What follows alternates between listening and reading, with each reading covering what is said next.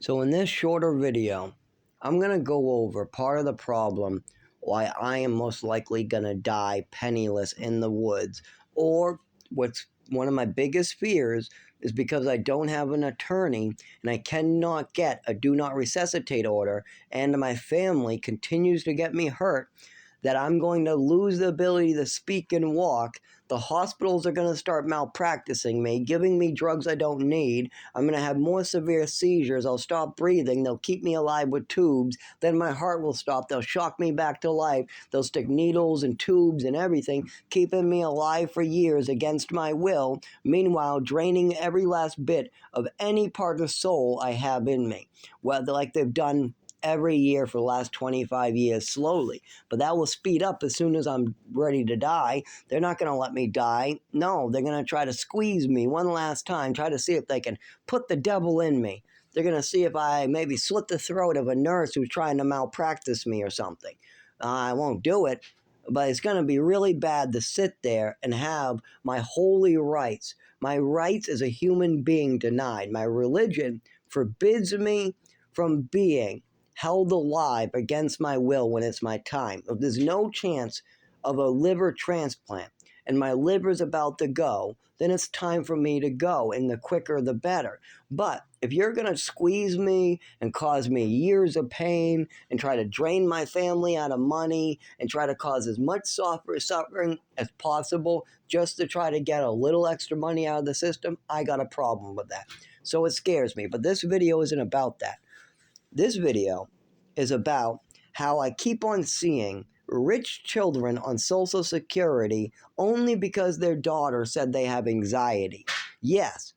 Why is that? Why is it that there are people with seizures who can't walk, can't talk, missing toes, have had coordination issues, has anxiety, PTSD, ADHD, they have the whole gambit of stuff, and they still can't collect, and they're dying in the woods, living in a tent, not able to collect a dime to survive on because they came from a poor family, or they came from the orphanage, or they came from not having anything like that. Now, one thing to mention about the orphanage is foster kids and adopted kids automatically go on Social Security because the state helps with attorneys. They tell the parents, get attorneys, complain about your kid being disabled, make up disabilities, and you can get Social Security. So almost all foster parents that can push a fake disability try for Social Security, because it's something the Department of Health and Human Services kind of gets in the parents' head a little bit. But we're not going to talk about that. What we're talking about is poor families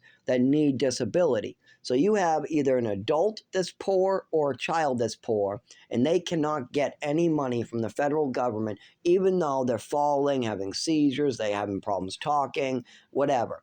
But if you have a wealthy person like my father that hires an attorney, they do get it right off. They just go to court and they have it approved right during the court step.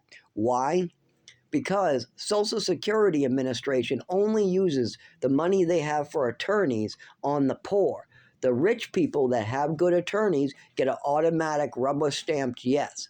Same thing with the IRS. The IRS only has the money for attorneys to go after the poor people that can't defend themselves. So they almost always win. So you got a poor person that never cheated on his taxes paying the government double back, all because they're at the bottom and can't defend themselves. The same thing happens with Social Security. I've seen many poor people, really disabled, missing toes, legs, having seizures like me, can't talk, can't read, can't do all this, and they're trying to kill themselves or getting hurt in the woods or trying to hold a job and another job and another job while getting further injured, while their diabetes takes their leg and then they go back to work and it takes their other leg. Now they're in a wheelchair and they won't let them work. I mean, that's ridiculous. As soon as your toes start to go, you should be out of work. But no, they chopped off one toe, then all of his toes, then his foot. Yes, he's missing his foot, and he's still at work. Then they chop off the leg, he's gone for a while, then he gets a prosthetic, he's back to work. I asked him, why are you working with all this? You look like you're in severe pain moving that cart. He said, oh, my Social Security's been denied for 5 years, but you're missing a leg. No, I'm sorry, I don't know why they're doing it. Because, oh, how much income do you have? Oh, I only get the money I get here, and I can't work very much anymore because of my injuries. and they deny you for Social Security. Meanwhile, I've met plenty of people that come from wealthy families where their children say they have anxiety or they have ADHD, and they get rubber stamped approval. Why? They had the money for a good attorney. See, if you come from money and you have a good attorney, the government will not fight you. When I mean government, I mean Social Security, IRS, because that is the system they have designed. They've designed a system where the wealthy can get away with stuff like this. They can use these benefits. If the wealthy person wants to collect Social Security for their daughter, all they have to do is get an attorney. But meanwhile, a person who's actually disabled, who actually needs this benefit, will fight and fight and fight and fight and fight and fight and die before collecting. Yes, a lot of these people die before they get their Social Security, and if if these people did, they might be able to stay alive, like in my case. In my case, they paid out my father and my mother Social Security money because they applied for an attorney. They were wealthy. They were rich. They trafficked me all over the country. Doctors couldn't make heads or tails with me, but it's very clear I'm severely disabled. So my mother just made up a whole bunch of mental illnesses and got me Social Security. Yes, made up, but some of them were real, and some of them was a different illness that she was covering up. I have a neurological disorder from an overdose, and she called that everything she could make up. So, yes, they gave my father Social Security, but then he stole the Social Security, put the funds where it wasn't supposed to be, got me thrown out of my housing by not paying my. He lied to them. This is a program that we're supposed to give over our Social Security to stay there, but if you work, you don't have to. It's a very small percentage. Now, I had no clue I was on Social Security because my father was hiding it. And he did something illegal, and the Department of Health and Human Services said it was illegal, and he would have to pay back all that money. But I bailed him out of that trouble. Even though I got thrown out of my housing because of him, I still loved him in a way, so I bailed him out. So, what did I get for all this? When I went to the Social Security and reapplied, my father bailed out, canceled the attorney, what once again means I have to reapply without an attorney, what means I'll be denied and have to fight for years. So now, 11 years later, I am still trying to get my Social Security back. Yes, I've been disabled for 25 years. Some of my disabilities for 31 years. And on top of this, I can't walk, I can't drive, I can't hold a job without getting injured. Sometimes I can't talk. I can't use glowing screens or anything that flashes. Certain noise, walking in the cold on the side of the road, I fall down and have seizures where they run over my hair. I'm very clearly disabled, but yet they still want me to make them commerce, and they want me to get killed in the process to make this town money. Yes, the town of Rochester has done everything in their power to prevent me from applying. Yes, we've tried to apply, but they've purposely fucked up the paperwork, purposely confused me, and made this more difficult. And when I go down the Social Security, you better believe that that's not going to work, because they'll move my address around. And what do you need to get Social Security? You need money. You need a mailing address. You need a cell phone. And if you don't have those, it won't work. I learned that when I applied. They told me to go down the Social Security and apply in Lowell. So I tried it, but a lot of the paperwork was out of my league. I saw their doctor, but I didn't have answers for them back then. I still didn't know what to call what my mother was doing to me. I still don't really have all the words. So, what happened? Oh, I didn't have a mailing address or a phone. So I had the letter mailed to a friend, but the BBP Realty held the letter for his eviction 3 months after my court date, and then gave me the letter 4 months after my court date. So it was no good by that point, and I was going in the Social Security every week, but I was never told, and any of those weeks I had an appointment coming up. Every single week I was told nothing, nothing, nothing. Then I'm told there's a letter that's somewhere, and I missed my appointment. Then I go looking for the letter, and I don't find it. I tell them there's no letter. They say, too bad. I'll have to start from the beginning all over. It took me a year and a half to get that shit done. And with all this going on, I have no idea what the fuck I'm supposed to do here other than die in the woods. I mean, I want to work and live a life, but instead everybody keeps on trying to steal my health, steal my stuff, steal my money, steal my social security, steal my health, fuck with my health, fuck with me, and then throw me to the woods and say, live in the woods. Oh, I can't use a shelter. Too bad, that's your fault. Live in the woods. Oh, I can't collect myself. Too bad, live in the woods.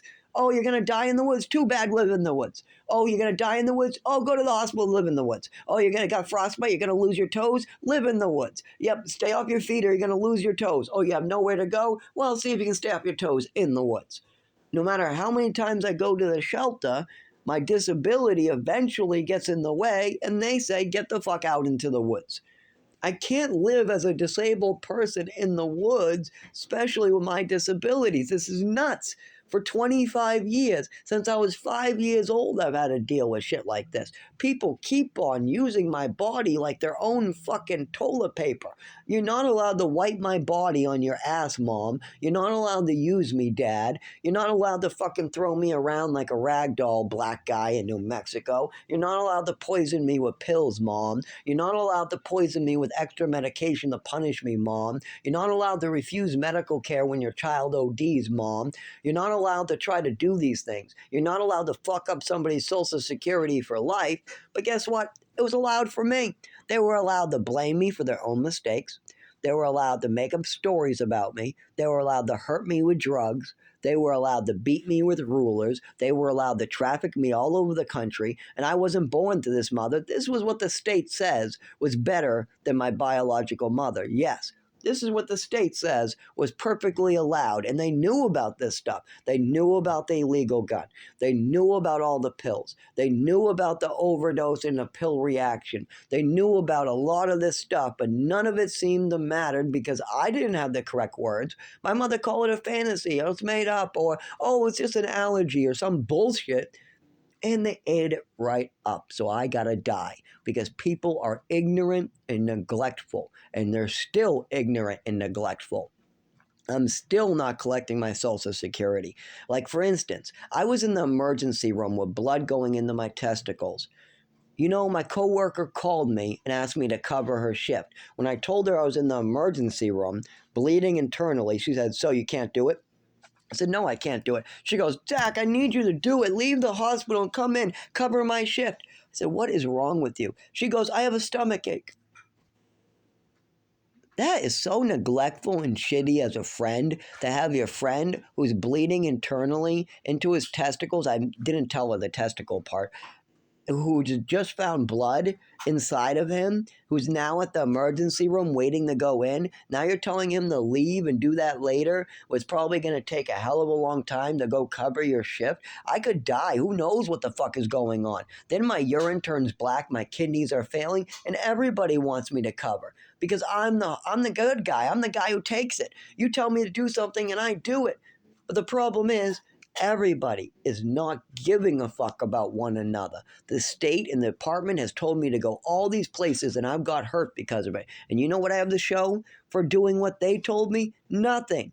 Nothing. I filed here, I went there, I went there, I went there, I went there, I went there, I went there, I went there, went everywhere they told me for years and years and years, and we got nowhere, and now they're playing games trying to avoid responsibility, trying not to restart, because now I have to restart because they played so many games that they actually tried to purposely crash my case. Now, the reason why they crashed my case is they started my case when they were listening to me. But then they called my my mother-in-law and my father. My mother passed away in 2011, so I better be clear about that. And they made up stories, said that I'm a liar, said that this is all some crazy fantasy. So what do you think that they did? They didn't waste any money on me. The town of Rochester crashed my case and decided not to waste another dime on me. So now I don't get my Social Security. I don't get any help. I don't get any benefits. I don't get any food stamps. I get nothing. I get absolutely nothing. And what's going to happen is I'm going to go goddamn nuts. And not this time. I'm not going into some psych ward. I'm not suicidal. I just want to live. I want to stay alive. And I don't want to make my disabilities worse. That's it. I don't want to get injured and I want to stay alive. That's all I want in life. I just want to stay alive and not get injured. But what does the landlord want? He wants me to get injured. What does the Department of Health Human Services want of me? They want me to get injured. What does this apartment require? Me getting injured. What do my father want? They want me to die in the woods. What do they want? They want me to shut up and stop talking about my disabilities. They want to lie about me and they want to make up stories to try to call me mentally ill that none of this ever happened. Then I'll really die in the woods. What does my roommate want? He wants me to go get hurt and pay the bills until he has another place to go. They all want something from me, and all I want is to not get hurt and stay alive. That's it. That's all I wish for. But they don't want me to stay alive. They don't want me to not get hurt. I've told them this so many times, my disabilities, and yet they set me up into danger right when they know it. Like the doctor, I tell them I'm going to need a cane or something because I can't stand up due to the kidneys and GI, and this is a busy road 108. And this hospital I got to go into, you say, for the CT scan, or I'm not going to know what's going on, and it's not getting better at all. So she says, yep, that's what I need from you. I go, okay, I'm going to need a wheelchair or a cane. My insurance calls it unnecessary because the GI and my primary care calls it unnecessary because they haven't looked into any of this yet. They haven't run any testing. So they expect a hurt man to get the CT scan done with nothing. So anyways, I do it and I have to crawl across traffic. Cars almost hit me again.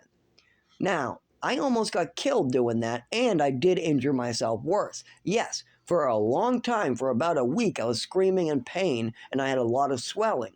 And then on top of that, they said they lost it or couldn't send it, so they needed me to do it again. Then they did the same thing. Oh, I lost it. We couldn't send it. We need you to come back and do it again. So 3 times they had me crawling on my hands and knees across busy traffic to get CT scans done. When it only took one, and that all those 3 were so unnecessary. That's dangerous. They asked me to get hurt that day. That's what they wanted. When all they had to do was order a wheelchair and everything would have been safe. Or a cane. Because at that point it wasn't that severe for a wheelchair yet. Now it is. So, they're asking me to get killed or hurt. I don't want to get hurt. I don't want to crawl across traffic. I want to wheel across traffic. I want to be safe across the traffic. I want to get on the bus and my kidneys not make me scream. I want to get off the bus without falling on the step or having to grab on the railing in extreme pain and screaming and squatting. I don't want to have to crawl across traffic. I want to be able to get to the doctors without all these interferences. But that requires people taking my disabilities into account, and when I need some help, like a wheelchair, a cane, some type of neurological medicine, like for epilepsy or Social Security or cash benefits, they don't play games for 6 years with me. But thanks to my father, my mother, his new wife, the Department of Health and Human Services, and some of my doctors, it really looks like I'm going to be killed. I'm not going to die from my own wishes. There are services out there where I could stay alive. If they gave me Social Security, I'd be fine because then I could continue seeing the doctors, split the rent with my roommate, get another roommate. There's a bunch of options, get toilet paper, get food. I could stay alive. As long as I'm indoors, I could keep trying to go. Also, if I get my kidneys better, my GI better, and I'm on Social Security, I could try just working weekends and see if my neurological disorder seems to slam me outside or inside, if I have any falls or seizures, see how far I can push it before I get hurt. And as long as I'm not getting hurt, I don't see why I can't work. But so far, I've got injured every single time I try to go to work. I get severely injured, close to death. And I don't think that's okay. And I don't understand why these doctors aren't reporting it correctly. I mean, like, for instance, I had a seizure in Lowell. The doctors reported it correctly. They took the brain scan, and they diagnosed me with a seizure. Up here, they've done none of that. They've not done any brain scans. It's hard to get a CT scan done. They haven't done ultrasounds. And I'm having to beg them on my hands and knees, years later for it's a special kidney scan. But I also got the damn dye test done, but I had to beg them once again, and it took years to get one dye test done. So it's not even like that. Like, I'll have a kidney issue for a year, and when it's at its most severe pain, they do nothing. Or they look into something else at the wrong time, or they get confused because there's too many things going on, or my father and his new wife tell them not to look into it at all, and then I continue getting worse and worse and worse. Now, having Social Security would have been my best bet for staying alive, because when I was working, a big problem is when I got injured, I would have to recover real quickly and go back to work before I was actually fully healed, better, or at all. So that's a big problem right there. But if I had Social Security, I could have gone to work, and when I had a seizure or a fall, stay out of work for the time until I'm a little better, good enough to go back to work, and then I go back to work. But you got the landlord and people telling me, give me money, make me money, make me money, make me money, make me money. Then go live in the shelter. I don't care if you can't live in the shelter. Go and live in the woods. Go live in the woods. Give me money or go live in the woods. Give me money or go live in the woods. Okay. Give me my money, and I'll give you your money. Where's my money? You gave my money to other people. You gave my Social Security to other people while I was getting made fun of, being called retard, and wearing the worst clothes in a program full of orphans, because I wasn't allowed to go clothing shopping like any of the other kids every month. Yes, my father didn't want to give 50, he didn't want to give 100, he didn't want to give 200. He wanted to give 0 and go out when he felt like going out. My father wanted to go out when he felt like going out. Well, I'm only spending 8 days a month, and he knows nothing about how fast I'm growing. So I was always wearing short shorts and things that were too small or too big. I was borrowing and trading cigarettes for clothing. It wasn't a good. So my Social Security went to pay a rich guy's house bill. Yes, well, I lived in a program. A wealthy guy took $980, a check for $980 with my name on it because I was being made disabled, and used it to pay for his house in Chelmsford because it was too big and too expensive, while I went without clothing. I ate Chef Boyardee instead of being able to go out with other kids to eat. I had to suffer because of greed. Now, I'm suffering and dying because the town I live in would rather give Social Security and help people who happen to have, let's say, sex offenses, or they happen to be rich and wealthy, or they have support from their family, or their job's a little easier with them, so they only have to spend 15 minutes on the phone, or the person's not on pain, so they're a little nicer at speaking. So that's why. Yeah, they're willing to give them the money. They're willing to help them. But see, I don't have up, down, side to side. They don't know what to make of me, because when they look at the medical file, when they look at my records, even when you look at my Social Security, it makes no fucking sense. Why? My mother lied through her fucking teeth, and my father just nodded his head. So now, when I'm 31, trying to get better, I can't, because these doctors and these Department of Health and Human Services won't move me forward. They want me to go backwards into my mother's fantasies. I do not want to live a drunk in my mother's fantasies anymore. I don't have to be abused in this way. And if anybody thinks this is okay, come talk to me, and I will knock your throat right through your back of your spine, and you will never breathe again, because I'm a dying man, and I don't care anymore. I don't give a fuck. If nothing is done, and I